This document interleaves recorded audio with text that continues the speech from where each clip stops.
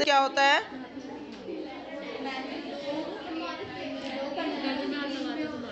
जब दो कंट्रीज के बीच में आपस में इंटरेक्शन होती है किसी भी तरह की, तो उसको हम इंटरनेशनल बिजनेस बोलते हैं। और आपको बताया था कि international trade is part of international business. ठीक है, क्या डिफरेंस होता होगा दोनों में? ट्रेड में क्या होता है और इंटरनेशनल बिजनेस में क्या होता होगा?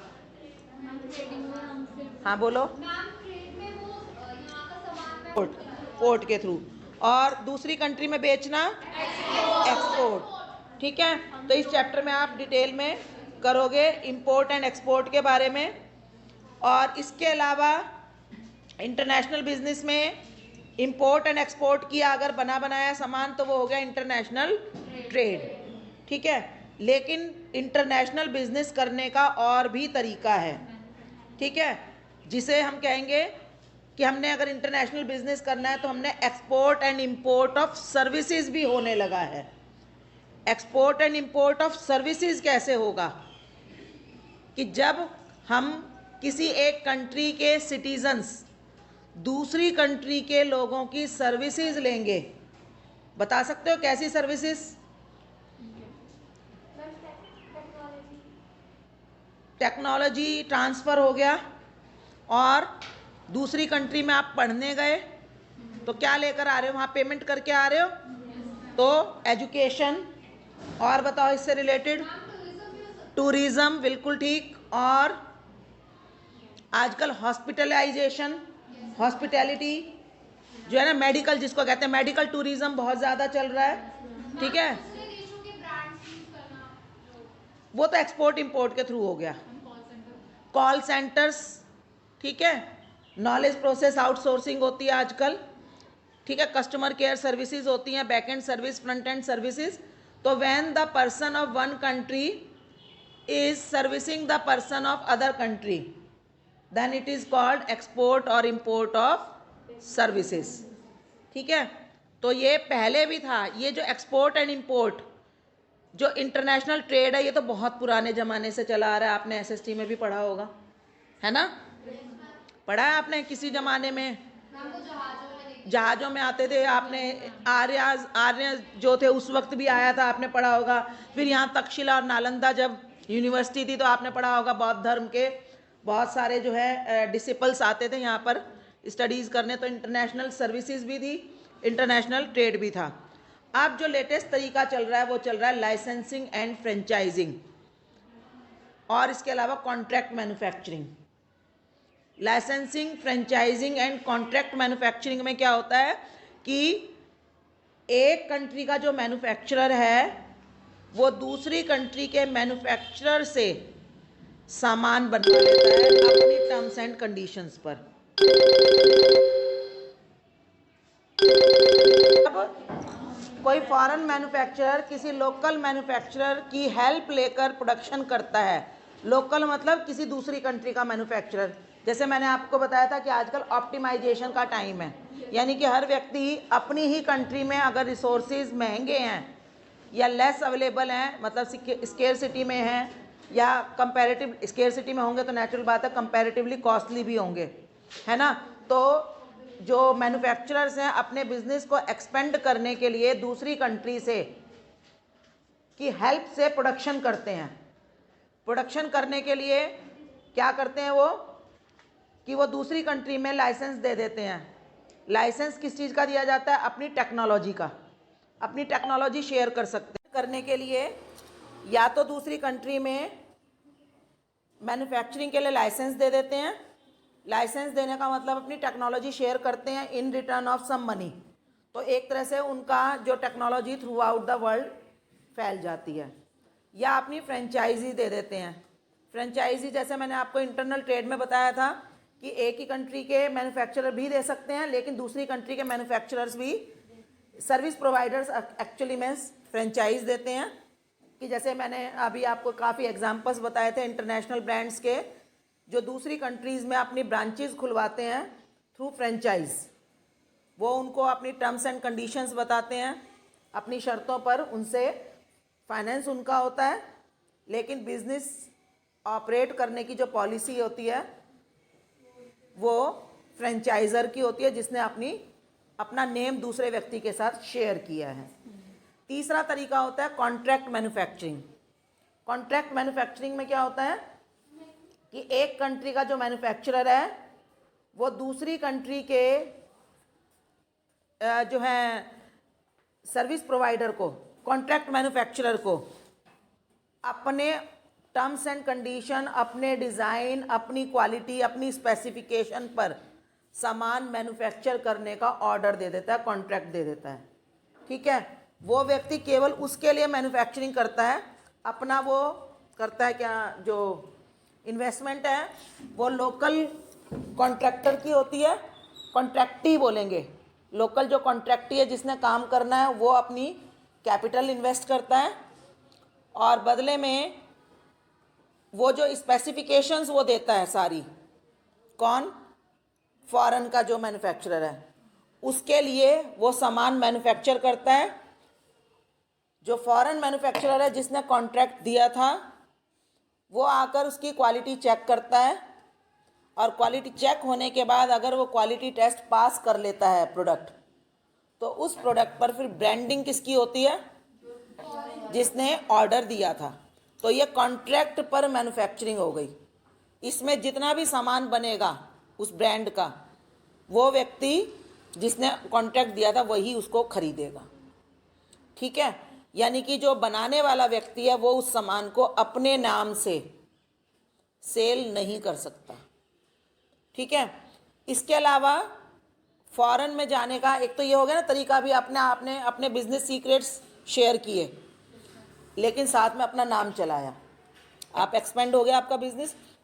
नहीं तो तरीका क्या है, ये तो तरीका है कि आपको लो इन्वेस्टमेंट पर काम हो गया, और नहीं तो हम लोग हाई इन्वेस्टमेंट करके दूसरी कंट्रीज़ में जाकर डायरेक्टली जो है अपना बिजनेसेस में इन्वेस्टमेंट कर सकते हैं, जिसको हम बोलते हैं foreign direct investment. Foreign direct investment का मतलब क्या है कि जो लोग दूसरी कंट्री में अपना बिजनेस एक्सपेंड करना चाहते हैं वो लाइसेंस, फ्रेंचाइज, कॉन्ट्रैक्ट मैन्युफैक्चरिंग के अलावा वो लोग वहाँ पर जाकर वहाँ की कंपनीज़ में वहाँ की गवर्नमेंट की कंडीशंस के अकॉर्डिंगली अपने फंड्स इन्वेस्ट कर देते हैं, जिसको शॉर्ट में बोला जाता है FDI, फॉरेन डायरेक्ट इन्वेस्टमेंट। जैसे कि मान लो यहाँ पर एक जॉइंट स्टॉक कंपनी है, उसके शेयर्स खरीदे, उसमें अपनी पार्टनरशिप रखी, इक्विटी, जॉइंट वेंचर्स बना लिए। ठीक है, तो वो सब जो है आपको इस चैप्टर में करना है। ठीक है, चलिए देखते हैं।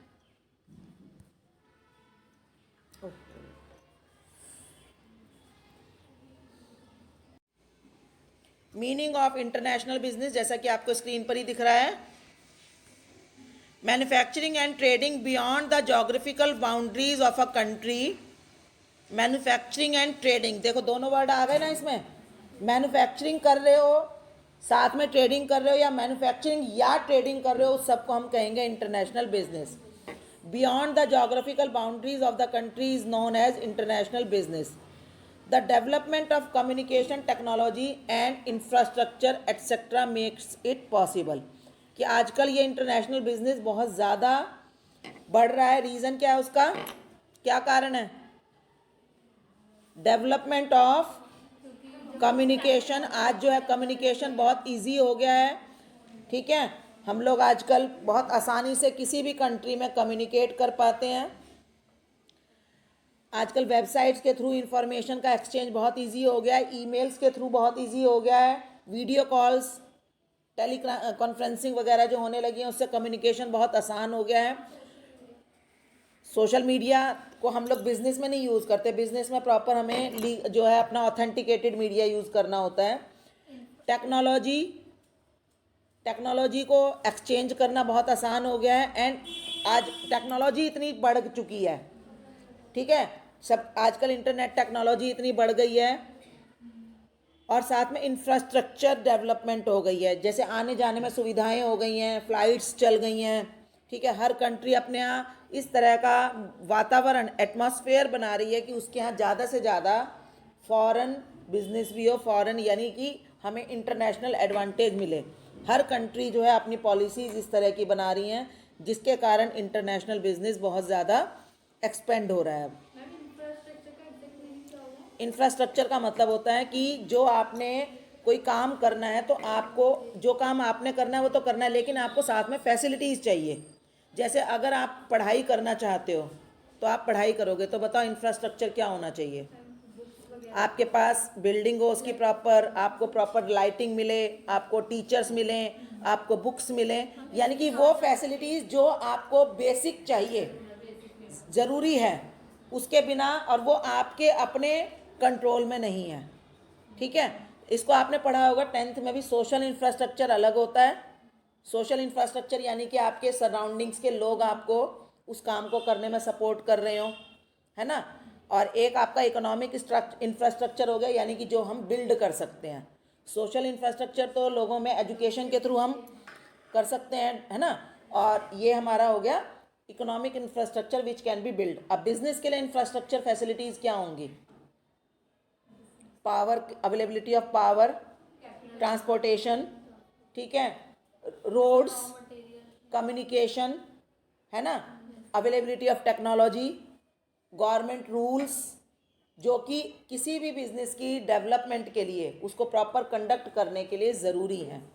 ठीक है, जब वो इंफ्रास्ट्रक्चर डेवलप होता है, जितना अच्छा डेवलप होता है उतने उस चीज़ के ग्रो करने के, डेवलप होने के चांसेस होते हैं। समझ गए? इंफ्रास्ट्रक्चर का मतलब कि बेसिक, इसको वैसे हिंदी में बोलते हैं आधारभूत सुविधाएं या संरचनात्मक सुविधाएं। संरचनात्मक जो मतलब कि हमारे को बिजनेस करने के लिए ज़रूरी है। ठीक है। New modes of communication and development of faster and more efficient means of transportation have brought nations closer to one another. क्या मतलब हुआ इस लाइन का? Newer means of communication, development of faster and efficient means of transportation.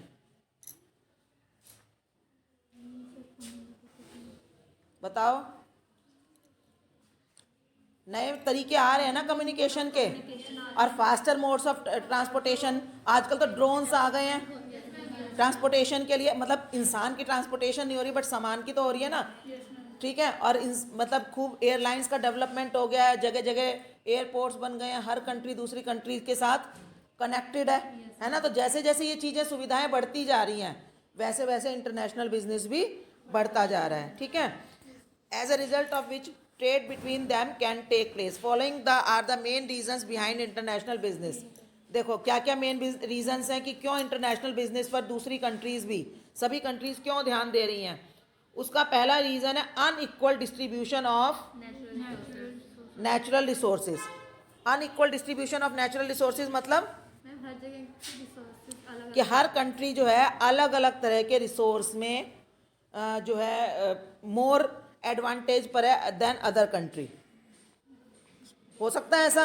Natural resources मतलब climate, पहली चीज climate, दूसरी चीज सॉइल, ठीक है, सॉइल, तीसरी चीज माइंस वगैरह, इसके अलावा ह्यूमन रिसोर्सेज, है ना। हमारी कंट्री किस चीज में? मैम आई थिंक एनवायरनमेंट जो सॉइल्स वगैरह होता है, हमारी कंट्री सॉइल वगैरह में है, क्लाइमेट में भी है, लेकिन मोस्ट एडवांटेजेस हमारे पास है इस वक्त human resource. Most advantageous source of production हमारे यहाँ क्या है? Human resource. इसीलिए हमारे यहाँ जो है बहुत सारी इंटरनेशनल बिजनेसेस हैं जो हमारे यहाँ से हमारे यहाँ इस वक्त आपको अगर आप डाटा लोगे तो आपको पता लगेगा कि इस वक्त हमारे यहाँ जो इंटरनेशनल सर्विसेज जो हैं, यानी जो सर्विसेज का एक्सपोर्ट है वो बहुत ज़्यादा हो चुका है। रीज़न, क्योंकि यहाँ का जो हम लोग ह्यूमन रिसोर्सेज में सबसे ज़्यादा एडवांटेज पर हैं। और आप देखोगे कि इस वक्त जो हमारी गवर्नमेंट है वो ह्यूमन रिसोर्सेज को ही ग्रो करने में ध्यान दे रही है। ह्यूमन रिसोर्सेज का ग्रोथ कैसे होती है, डेवलपमेंट कैसे होती है? ह्यूमन रिसोर्सेज की डेवलपमेंट बेटा सारा एसएसटी में पढ़ा हुआ है आपने, अगर पढ़ा है तो सारा है वहाँ पर, ये 10th में। ह्यूमन रिसोर्सेज की डेवलपमेंट कैसे होती है बताओ? आप लोगों को पढ़ा रहे हैं, आपको तरह तरह से स्किल दे रहे हैं, है ना, आपकी एजुकेशन प्रोवाइड करके और हेल्थ फैसिलिटीज़ देकर, है ना, नॉलेज देकर आपको बेटर अपॉर्चुनिटीज़ प्रोवाइड की जा रही हैं, है ना, एजुकेशन की, हर तरह के एजुकेशन की। तो जब आप एक अच्छी एजुकेशन लेते हो साथ में आप स्किल ट्रेनिंग लेते हो, प्रोफेशनल ट्रेनिंग लेते हो, और अब देखो धीरे धीरे आपको एंटरप्रेन्योरशिप के लिए तैयार किया जा रहा है। तो ये क्या है? क्या आप लोग अगर स्कूल में ना आते तो क्या आप जिस कंडीशन में आज हो, क्या आप इस कंडीशन के होते? बताओ। आप अपने आप को किसी दूसरे, बिल्कुल जो बच्चा स्कूल नहीं गया, क्या आप उससे अपने आप को डिफरेंट समझते हो? है ना? तो एक नेशन कब डेवलप करता है? जब उसका ह्यूमन रिसोर्स डेवलप होता है। तो हमारी जो गवर्नमेंट है इस वक्त, वो ह्यूमन रिसोर्स डेवलपमेंट पर काम कर रही है, by providing better education facilities and better health facilities, है ना? तो क्या कह रहे हैं कि हर कंट्री में जो है इन चीज़ों का डिस्ट्रीब्यूशन इक्वल नहीं है, सिर्फ ह्यूमन रिसोर्स नहीं, एवरीथिंग, है ना? जैसे इंडिया की सॉयल आपने देखा होगा, इंडिया में ही देखो, एक तरफ हमारी soil is optimum for growing T and coffees, eastern states, है ना? नॉर्दर्न स्टेट्स की जो हमारी सॉयल है वो for growing wheat, yes ma'am, geography में पढ़ा है ना आपने। और सदर्न एरिया की जो हमारी सॉयल है या क्लाइमेट है वहाँ का, फॉर ग्रोइंग राइस, वहाँ पर राइस ज़्यादा है ना? तो अलग अलग सॉयल, अलग अलग, उसमें भी देखोगे कहीं पर ज़्यादा शुगर केन उगती है, तो कहीं पर मतलब कोई फ्रूट्स, कहीं पर कोई चीज़, कहीं पर इस तरह से। तो हर, जैसे एक कंट्री में इस तरह से अनइक्वल डिस्ट्रीब्यूशन है, ऐसे ही थ्रू आउट द वर्ल्ड। आपने सुना होगा ना, जितनी अरेबियन कंट्रीज है वहाँ पर किस चीज़ का है मेन, क्या चीज़ है? ऑयल, है ना? तो अब वो लोग अपनी सॉयल में ऑयल में, उन्हें खाने पीने के लिए जो ग्रेन्स चाहिए, फूड ग्रेन चाहिए, वो उनकी सॉयल ज़्यादा नहीं उगा सकती। तो अब वो क्या करते हैं, या तो वो अपनी उस सॉयल को ख़राब करें, उससे क्या होगा कि उनको कम प्रोडक्शन मिलेगा फूड ग्रेन्स, और पूरे वर्ल्ड को ऑयल कम मिलेगा। तो इसकी बजाय क्या करते हैं वो लोग, जो चीज़ जिस कंट्री में बेटर हो सकती है, वो लोग उस कंट्री में बेटर प्रोड्यूस करके दूसरी कंट्रीज़ को उसके एडवांटेजेस देते हैं, ठीक है ना? तो यही कह रहे हैं कि unequal distribution of natural resources and differences in the productivity levels of the countries makes them incapable of producing every good of their requirement, कि हर एक व्यक्ति, हर कंट्री जो है कैपेबल नहीं है कि वो अपनी रिक्वायरमेंट का हर प्रोडक्ट खुद से प्रोड्यूस कर सके। Labour productivity and production cost differ among nations due to socio economic, geographical and political reasons. Labour productivity की, जो काम करने वाले लोग हैं उनका जो प्रोडक्शन कैपेसिटी है, जो उनका कंट्रीब्यूशन टू द प्रोडक्शन है, प्रोडक्टिविटी का मतलब होता है per person contribution to the total production, कि एक व्यक्ति ने टोटल प्रोडक्शन में कितना कंट्रीब्यूट किया, वो हर कंट्री में अलग अलग हो सकती है। कोई भी रीज़न हो सकते हैं, सोशियो इकोनॉमिक रीज़न मतलब कि वहाँ का सोशल कल्चर कैसा है, वहाँ पर कहीं पर किसी टाइम पर, जैसे किसी कंट्री में किसी टाइम पर फेस्टिव सीज़न है, तो कहीं पर किसी टाइम पर आपको पता है फेस्टिव सीज़न में अलग तरह की प्रोडक्टिविटी होती है as compare to other. Climate की वजह से प्रोडक्टिविटी चेंज होती है व्यक्ति की, तो वो सब चीज़ें हैं। तो इस वजह से भी उन्हें क्या है, इंटरनेशनल बिजनेस की तरफ जाना पड़ता है। The availability of different factors of production such as labour, capital and raw material differ among nations, ये भी बताया आपको, है ना, कि हर कंट्री में अलग अलग लेवल पर आपको ये सारा सामान मिलता है। तो क्या करना पड़ता है हमें, कि बजाय इसके कि हम केवल अपनी कंट्री पर, जैसे स्टार्टिंग में जब 1947 में जब कंट्री इंडिपेंडेंट हुई थी, तो क्या हुआ था, क्या किस चीज़ पर ध्यान दिया था गवर्नमेंट ने? सेल्फ रिलायंस पर। सेल्फ रिलायंस का मतलब कि हम लोग जो भुगत चुके थे, क्या भुगता था हमने, कि हम सारी बनी बनाई चीज़ें अपनी कंट्री में बाहर से आए और हमारी एग्रीकल्चरल प्रोडक्ट बाहर जाए, यानी हम केवल एग्रीकल्चर बेस्ड हो गए थे और हर चीज़ के लिए हमें दूसरी कंट्री के ऊपर डिपेंड रहना पड़ता था, इसीलिए तो हम अनडेवलप्ड रह गए। तो उस वक्त की गवर्नमेंट ने क्या सोचा, यही सोचा कि हम हर कंट्री ने सेल्फ रिलायंस की तरफ ध्यान दिया, कि हम हर चीज़ में आत्मनिर्भर भारत। उस वक्त आत्मनिर्भर भारत, कि हम हर चीज़ अपनी कंट्री में, धीरे धीरे इंफ्रास्ट्रक्चर, हमारे इंफ्रास्ट्रक्चर ही नहीं था, है ना।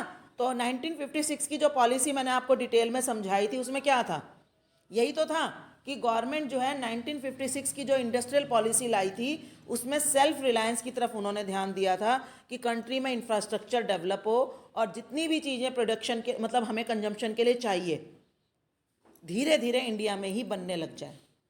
लेकिन 1991 में फिर वर्ल्ड लेवल पर ऐसे चेंजेस आए।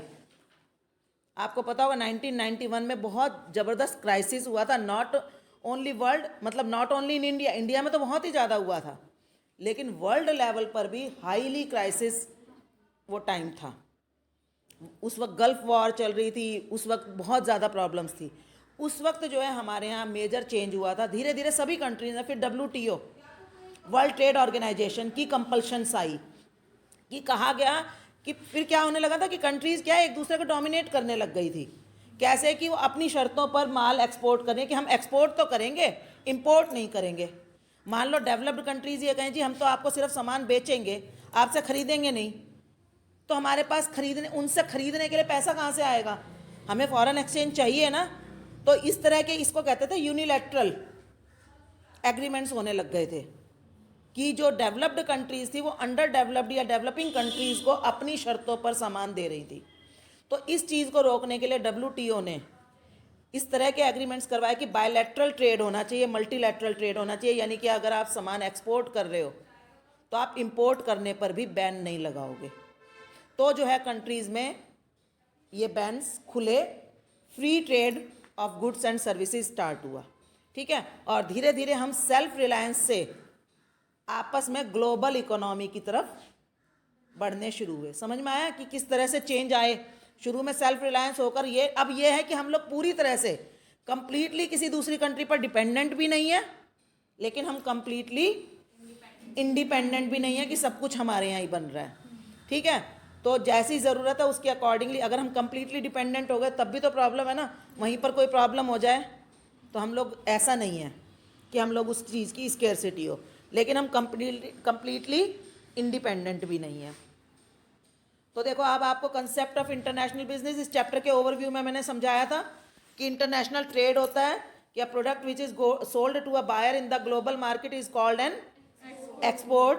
अ product which is brought from a supplier in the global market, global market का मतलब वर्ल्ड की किसी अदर कंट्री से अगर हमने सामान खरीदा है तो दैट इज कॉल्ड इंपोर्ट, ठीक है। Major forms of business operations that constitute international are as follows. देखो क्या क्या है ये चीज़ें, हमने अभी जो डिटेल में समरी में की थी ना वही सब है। देखो क्या क्या होता है बिजनेस ऑपरेशंस में, इंटरनेशनल बिजनेस में क्या क्या होता है। Merchandise, export and import. Merchandise मतलब सामान, readymade product which is ready to use. Merchandise का मतलब ready to use goods and, तो merchandise export means sending tangible goods abroad, and merchandise imports means bringing tangible goods from abroad, machinery, electronic goods, metals, chemicals, कोई भी चीज़, ठीक है, agriculture product वगैरह भी। Export and import दूसरा क्या होगा? Export and import of services which involve trade in intangible item. Export and import of services का मतलब क्या है? इंटेंजिबल आइटम्स में ट्रेड करना, that can not be seen और टच्ड, ठीक है। It is also called invisible trade. बेटा ये ध्यान कर लेना, यही क्वेश्चन आ सकता है आपका, ठीक है। जैसे एग्जाम्पल इन्होंने दे रखा है मेडिकल के, मेडिकल टूरिज्म जैसे आजकल चल रहा है, हॉस्पिटैलिटी यानी कि घूमने आए हम, सर्विसेज टू टूरिस्ट, टूरिस्ट आए तो उन्होंने आकर हमारे यहाँ से सर्विसेज सभी तरह की ली, चाहे वो होटल सर्विसेज ली या उन्होंने खाने पीने के लिए रेस्टोरेंट हमारे यूज़ किए, हमारा ट्रांसपोर्ट यूज़ किया, तो सब चीज़ें हमारा एक्सपोर्ट आ जाएगा वहाँ पर, ठीक है। और इसके अलावा कोई भी एजुकेशन वगैरह वो सब हमारा एक्सपोर्ट ऑफ सर्विसेज में आता है, और कॉल सेंटर्स भी, ठीक है, नॉलेज प्रोसेस आउटसोर्सिंग बोलते हैं जिसको। Another way of entering into international business is licensing and franchising. बताया आपको, licensing and franchising country to produce and sell goods under their trademark, patent और कॉपी राइट, बेटा लाइट नहीं है, राइट है, in lieu of some fee called licensing. कि जब हम किसी को अपना जो है पेटेंट, पेटेंट क्या होता है बताया था आपको इंटेलेक्चुअल प्रॉपर्टी राइट्स में ना, कि जब हम कोई टेक्नोलॉजी डेवलप करते हैं तो उसका हम पेटेंट रजिस्टर करवा सकते हैं, या हम कोई सॉफ्टवेयर डेवलप करते हैं, या कोई राइटिंग मटेरियल करते हैं, या कोई हम क्रिएट करते हैं कोई चीज़, कोई डिज़ाइन बनाते हैं, तो उसका क्या बनता है? कॉपीराइट, ठीक है। तो हम अपने पेटेंट या कॉपीराइट को किसी दूसरे व्यक्ति को एक्सक्लूसिव शेयर करके हम शेयर करते हैं तो उसको क्या बोलते हैं हम, लाइसेंसिंग, ठीक है। और इसी तरह से franchising is similar to licensing but it is use in connection with the provision of services, कि जब कोई सर्विसेज हमारे तरीके से दे रहा है, जैसे मान लो आपने कोई आप सबसे ज़्यादा फ्रेंचाइजिंग कहाँ देखोगे, जहाँ पर कोई चीज़ हैंड टू हैंड मैन्युफैक्चर करके आपको दी जाती है, यानी सर्विसेज। जैसे मान लो टीचिंग सर्विसेज हैं, ठीक है, मान लो अलग अलग जगह कोचिंग सेंटर्स खुल गए या कॉलेजेस खुल गए, ठीक है, या जैसे खाने पीने की चीज़ें खुल गई, वो सब क्या है, फ्रेंचाइज के थ्रू होता है काम। McDonald's operates fast food restaurants all over the world through the system of franchising. इसके अलावा एक इन्होंने इसमें लिखा नहीं है, कॉन्ट्रैक्ट मैन्युफैक्चरिंग भी है। कॉन्ट्रैक्ट मैन्युफैक्चरिंग मैंने बताया था आपको कि जब हम सामान किसी दूसरे से बनवाकर अपने ब्रांड नेम से फिर उसको खुद सेल करते हैं, यानी मार्केटिंग का काम हम खुद करते हैं, प्रोडक्शन का काम हमारा कोई कॉन्ट्रैक्ट मैन्युफैक्चरर कर देता है। इसके अलावा देखो, foreign investment is another important method for the traditional business. It can be of two types, direct investment and portfolio investment. एक मैंने अभी आपको एग्जांपल दिया था फॉरेन डायरेक्ट इन्वेस्टमेंट, और दूसरी को बोलते हैं फॉरेन पोर्टफोलियो इन्वेस्टमेंट, या इसको इंस्टीट्यूशनल इन्वेस्टमेंट भी कहा जाता है। शॉर्ट फॉर्म में बोलते हैं एफडीआई और एफआईआई। अगर आप न्यूज़ में सुनो कभी तो आप सुनोगे कि इस साल हमारा एफआईआई बहुत बढ़ा है या हमारा एफडीआई बहुत बढ़ा है, ठीक है।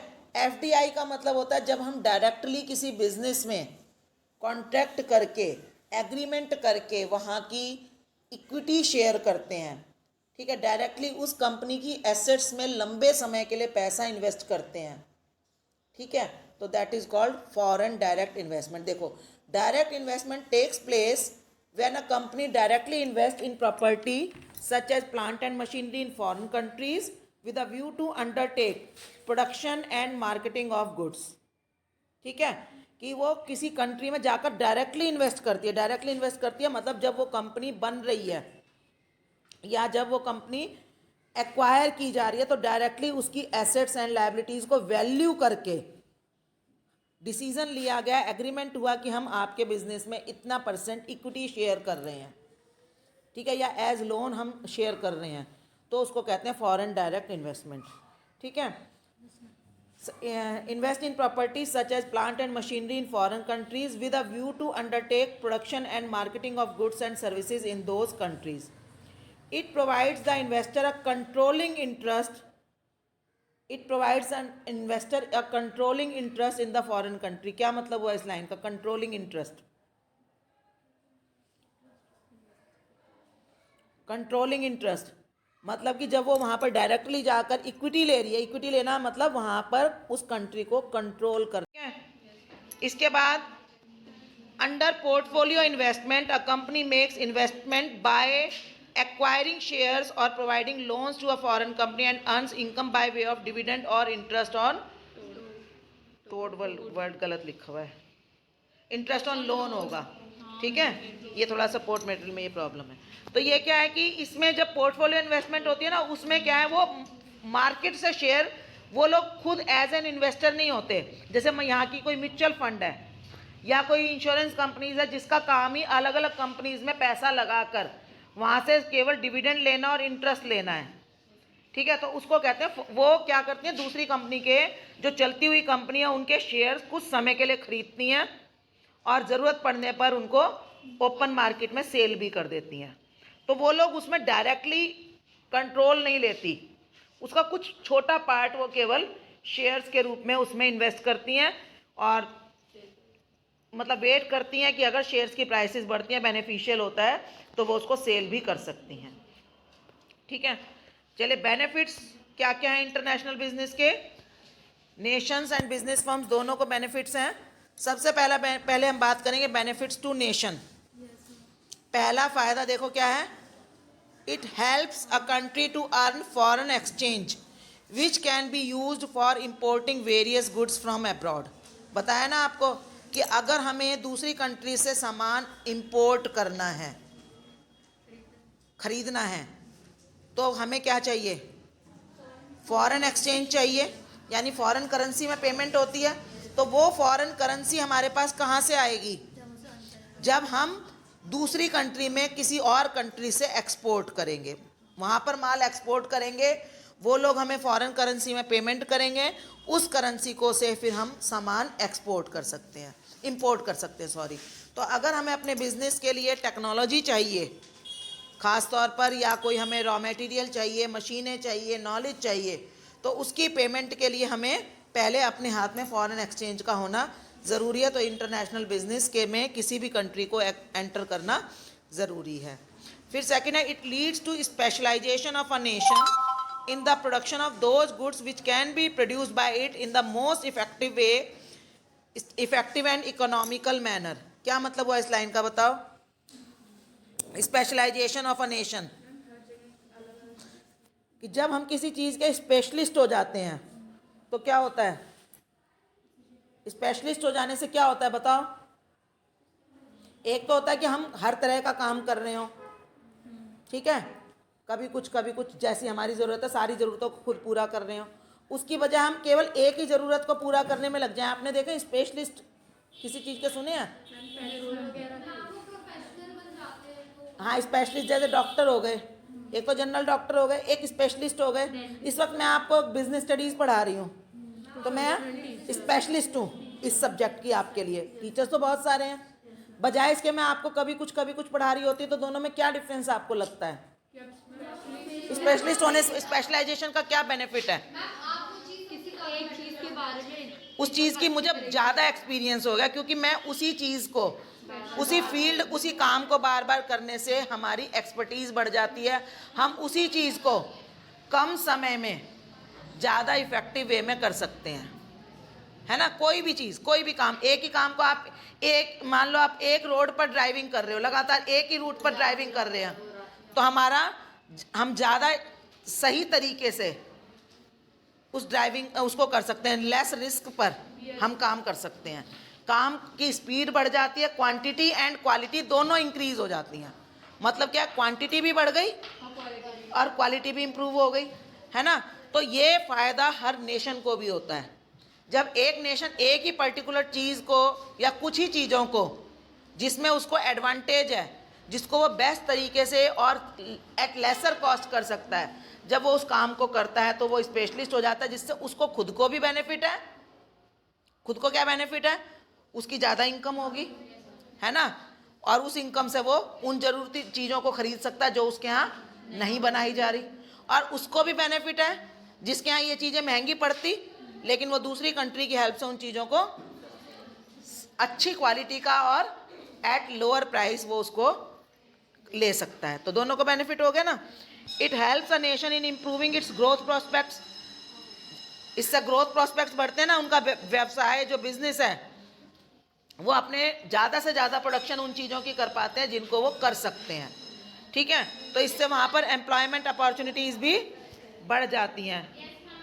It makes it possible for people to consume goods and services produced in other countries which helps in increasing their standard of living, ठीक है? और इंटरनेशनल बिजनेस से क्या होता है, हर कंट्री के लोगों को वो सारा सामान मिल पाता है जो दूसरी कंट्रीज़ में अच्छी क्वालिटी का बन रहा है, लेकिन हमारी कंट्री में नहीं मिल पा रहा। तो क्या है, उनकी इनकम बढ़ने से भी स्टैंडर्ड ऑफ लिविंग है, और दूसरा उनको नई नई टेक्नोलॉजी के प्रोडक्ट भी अवेलेबल हो पा रहे हैं, जिससे कि उनका बेटर स्टैंडर्ड ऑफ लिविंग हो पाता है, ठीक है? चलिए अब हम